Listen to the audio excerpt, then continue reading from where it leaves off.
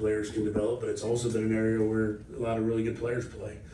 And I think that's really key when you talk about being good on special teams, not only from a culture standpoint, but also from the play on the field. So we did, at Duke, we had the same type of level of dedication of starters playing on special teams. Obviously, you got to watch their reps and whatnot, but the emphasis was there, and obviously the emphasis is there, but you're playing with a little bit different product. A lot of great players here, a lot of speed difference, but a lot of really good players.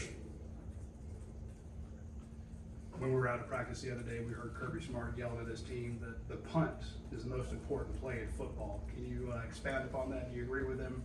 And if so, why? Yeah, so a punt, you can think about it, right? Punts and punt returns, those are the ones that happen most often in the area of special teams. And we look at it as every single time we've got an opportunity to punt the ball. A lot of people look at it like, oh, we have to punt the ball. We think our punt team is a weapon for us. And we dedicate a lot of time and a lot of personnel to that. Anytime we punt, there's 40 yards plus up for grabs. And if you can take advantage of that over the course of a game, 3-4 punts, that adds up over time in the area of hidden yardage. So you get that opportunity, and say you're in a situation where you're backed up, and you could take a really bad situation and you could turn it into a great situation. Take Thorson's punt against Tennessee in 2022. We're not necessarily in great field position. We turned it around to a ball out at the 1, turns into a backed up punt, turns into a fair catch on the plus 35, and then a touchdown the next play. So that is a big area where we can affect field position, and we dedicate a lot of time, and we play a lot of good players on it, and we work it a lot, put a lot of investment into it. Yeah, Coach, you mentioned watching snaps. I feel like you guys have far more data nowadays in terms of the workload. Are you ever watching that in game to be like, hey, this guy's obviously gassed, we might need to get his replacement in? Are you guys allowed to do that? Yeah, absolutely. You go into a plan every single game with, okay, we've got this guy here, mainly what's he doing the play before? You got maybe an offensive player. Last year we had Arian Smith and we had Dom Lovett. They were two of the best gunners in the country, and they were really good at what they did, but at the same time, there was a good chance that both those guys were going to be in on third down. So every single third down, we would have all of our gunners that were behind them report to the pad, because if they were running, a go route and then they had to turn around and cover a punt, that's not necessarily fair to ask them to do that. So we definitely have eyes on that and awareness of that, and I think just an overall level of snaps that someone's going to play throughout the course of a game, I think it's imperative that you have a great backup and you have a good plan for those guys, so you don't have a big fall off. Yeah, you guys brought in Zachariah Branch from the transfer portal, and he obviously got a ton of experience at USC returning punts and kicks. How do you expect him to help you guys in those areas of the game this year? I think Zach's done a great job. I think obviously he brings something that you don't get all the time, which is in-game experience. In-game experience is really valuable, and it's good for him to have that. I think he's going to come here and he's going to have a positive impact on our return units, but he's working back there with a lot of guys. Working probably more returners than we have just as far as catching the ball, reps. We got a lot of dynamic guys back there, but punt returners, we've got Zakoby's back there, Landon Rolden's back there as a freshman, Talon Taylor's back there, and then we're still working Cash back there and London Humphreys at punt returners. So he's back there and he's repping and he's getting really, really valuable reps here. Got a lot of catches this summer, and I think he's continuing to grow. But I think anytime you got a good returner, and I think we can get a good one out of that batch, especially with the in-game experience of Zach, I think that'll help us for sure. Yeah, Kirk, Drew Miller was put into a pretty tough situation last year when Brett got hurt. How do you feel like he handled even the lead up to that Sugar Bowl and obviously the Sugar Bowl and just where he is going into this year? They always tell backup quarterbacks that you better prepare like you're going to be the starter, and I think you say the same thing for backup punters, but it's also like a little less realistic that the backup punter is going to go in the game. I think he had to prepare probably differently than he ever has, and he had longer to do it for one game. I think he did a great job. I think the most valuable thing, like I said, is in-game experience, and I think him having that in-game experience is going to be huge, moving forward throughout his career, because he's got obviously some years and eligibility left as he goes forward. But I think you prepared really well. And I think it helps too when you put a punter out there and you look around and you see the guys that he has around him, surrounding him in that situation. And he felt really comfortable with the personnel that was out there with him and knowing that they had his back. So I think that helps. Kirk, on punting and like the concept of hidden yardage, whatever, do you all have stats that you think accurately kind of gauge that and, you know, give a good presentation of who does well with it and who doesn't? Yes. So every single game we track hidden yardage, right? So how many yards did we gain in the special teams realm, right? So basically where did our offense start on their drives based on their offense starting on their drives, and where did we help our defense out, and where do we help our offense out? So every single yard has to be yardage, and that could be anywhere from 6 yards, you know, maybe it's negligible, or it could be sometimes as big as, 90 yards, which is, when you look at it, basically a complete offensive drive. So we track that every single game. I think it's an area that we harp on our guys, because sometimes you can go out there on a special teams play and, the reward yield is not as big as you may think. But coming off the field, you look at it over the course of a game, you're like, wow, that impacted the game significantly. So we do track that on a daily basis. Will Brett be available to punt the first game, and do you expect he's going to easily return to form this season after his injury? Yeah, it's been fun to coach Brett over the years as a punter. And seeing him rehab an injury, you get to see him in a different light. And I've been proud of him, the way that he has attacked the rehab and how he's really, really been proactive about getting after it into the training room. He's been great. He's on schedule. He's doing great. He's doing everything, the training room has asked him to do, and probably more. But he's eager, I know, and obviously the training room has certain guidelines they got to meet and whatnot. So he's right on track. He's doing well.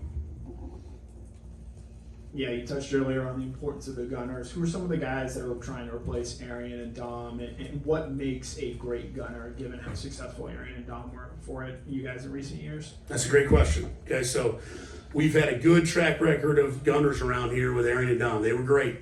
You go back and look at the success they had, combined with Thorson's punts, and those guys were great. And I think the biggest thing as far as what you look for in a gunner is, one, speed. I think fire, passion, and energy comes into that too. Want to be out there. And then also the ability to get someone on the ground. And you don't always know that with offensive players. You got to put them out there in practice and situations to make sure that they have that third one. But I think those three things, speed, fire, passion, energy, and ability to get someone on the ground, is huge. I think Arian and Dom have made it easier, right, for us to look forward to the future of who's going to replace them, because they set such a high standard that now it's not something like pulling teeth to ask someone to go out there and do it. They want to do it. It's become kind of a place of honor on our punt team. So it's kind of up for grabs, and it's a competition, and we've got a lot of good candidates. We've got London Humphreys working over there. We've got KJ Bolden working at gunner. We've got Daniel Harris. We've got Jeremy Bell. We've got Dalen Everett. No one is off the table when it comes to working at that position. So we've had a lot of good candidates. We've got a lot of guys that can run. Got some guys that can get some guys on the ground. So I think that's a great competition to keep an eye on, and obviously one that those guys want to be a part of.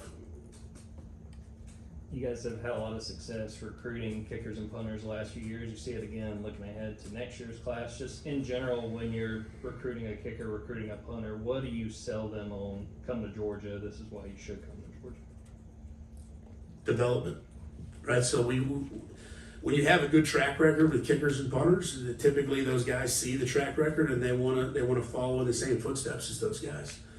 And then I think the other thing too is we all know that the platform that Georgia provides as far as the level of competition that you're going to have, and I think that attracts just the right type of specialist that we want. To come in and be a kicker as a freshman, to come in and be a kicker even as a sophomore, and to be put on that stage early is something that you can't shy away from. So those guys wanting to come here and be that guy tells you a little bit more about their mindset and how they attack things on a daily basis. So I think, they want to come kick at Georgia. They're going to come kick in front of, thousands, hundreds of thousands, and they're going to have that pressure, and they want it. Kirk, 2 years ago, Georgia was second in the SEC in kickoff return yards. Last year, you were last, but you only had half as many opportunities, only 12 actual kick returns.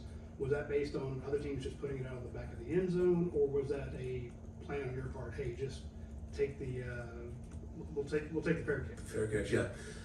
A lot of that was situational. So obviously, there's a lot of really good kickers in the SEC. So we got a lot of balls going out the back of the end zone.